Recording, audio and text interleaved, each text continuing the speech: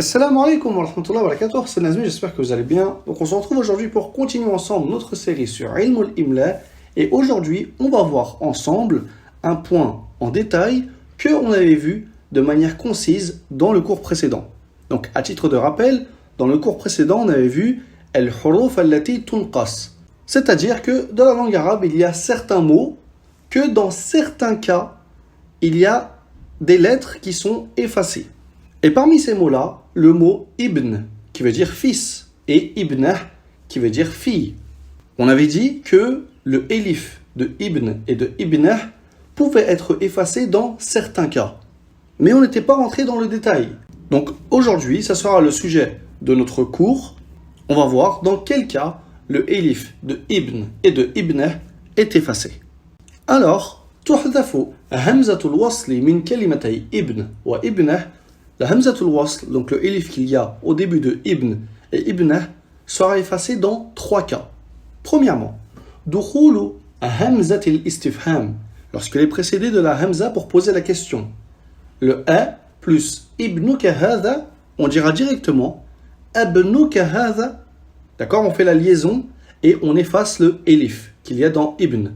On dira directement abnuka hadha.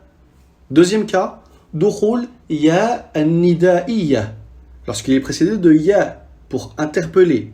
Par exemple, ya ibn Adam, on dira yabna Adam, yabna Adam. Donc ça, c'est le deuxième cas dans lequel le élif de ibn ou de ibnah sera effacé. Enfin, troisième cas qui lui mérite un peu plus d'explication, idha waqa'ata bayna alamayn. Donc lorsque ibn ou ibna, il est situé entre ce qu'on appelle deux alam. Ce qui est voulu par alam, c'est soit le ism, le laqab ou la kunya. Donc soit le prénom de la personne, ou bien son surnom, ou bien sa kunya. Et ici, il n'y a pas de différence à ce que le premier, ça soit un ism et le deuxième un laqab, ou bien le premier un laqab et le deuxième un ism, ou bien les deux, ça soit des kunya, etc., etc. Tous les mélanges peuvent être possibles. Le plus important, c'est que ibn ou ibnah, il soit situé entre deux alam. Et ce qui est voulu par alam, c'est une de ces trois choses. Soit le ism, soit le laqab ou la kunya. Si tel est le cas, alors on va voir ensemble les conditions pour que le élif, on puisse l'effacer. Premièrement, an yakuna kullun minhuma mufradan. C'est-à-dire que ibn ou bien ibnah doit être au singulier. Fa in thunniya tathbutul elif. S'il est au muthanna, alors on mettra le elif. On ne pourra pas l'effacer. On dira par exemple Ahmadu wa Zaydun ibna Mahmoudin. Ici, on a laissé le elif. Pourquoi? Parce que ibna, on l'a mis au muthanna. Et il n'est plus au mufrad. Deuxième condition, alla yaqa'a kullun minhuma fi awwal satr. Faut pas que le mot ibn ou ibnah il soit en début de ligne. C'est-à-dire que lorsqu'on va l'écrire, si on arrive au début de la ligne et qu'on écrit le mot ibn, alors on sera obligé de mettre le elif, même si toutes les autres conditions sont réunies. D'accord? Faut pas que ibn ou ibnah soit en début de ligne. Troisième condition, alla yufsala bayna al-alamayn. Faut pas que le mot ibn ou ibnah soit séparé par une chose du alam. Il ne faut pas qu'il soit séparé de lui. Wa illa baqiyatil elif. Sinon, le elif restera. Par exemple, si on dit Ali al-Karim ibn Muhammad. Ici, Ali a été séparé de ibn par al-Karim. Du coup, on a laissé le elif dans ibn. Si on n'aurait pas mis al-Karim, alors on aurait effacé le elif de ibn. Ensuite, quatrième condition, alla yudafa ila al-ha. Il ne faut pas que, après le mot ibn ou ibnah, soit attaché le damir muttasil ha, comme dans le cas où on dirait Ja'ani Khalidun wa Ahmadu ibnuhu. Ici, lorsqu'on a dit ibnuhu, on doit laisser le elif. Enfin, cinquième et dernière condition, an yakuna kullun minhuma na'tan la khabaran. Il faut que le mot ibn ou bien ibnah ça soit un na'at qui décrit le prénom précédent et non un khabar. Dans quel cas on dira que c'est un khabar? Avec un exemple, ce sera plus clair. Par exemple, si on dit Ibn man Muhammad. Muhammad est le fils de qui? On dit Muhammad ibn Zayd. Muhammad est le fils de Zayd. Ici, Ibn Zayd, c'est une information, c'est un khabar. On est venu répondre à la question Muhammad est le fils de qui? C'est le fils de Zayd.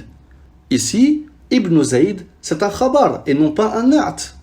Le na'at, c'est dans le cas où on vient décrire.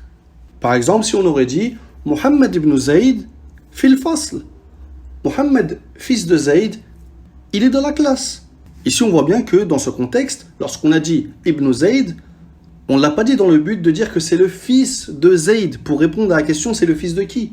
Mais on l'a cité pour décrire Mohammed. C'est quel Mohammed? C'est Mohammed, fils de Zayd. Donc la condition pour que le élif soit effacé, c'est que Ibn ou Ibn soit un na'at et non pas un khabar. Donc ça, c'est les conditions pour effacer le élif de Ibn ou de Ibn. Tous les exemples qu'on a donnés ici avec Ibn, ça marche également pour Ibn. Donc dans tous ces cas-là, lorsqu'on peut effacer le élif de Ibn, on peut également effacer le élif de Ibn.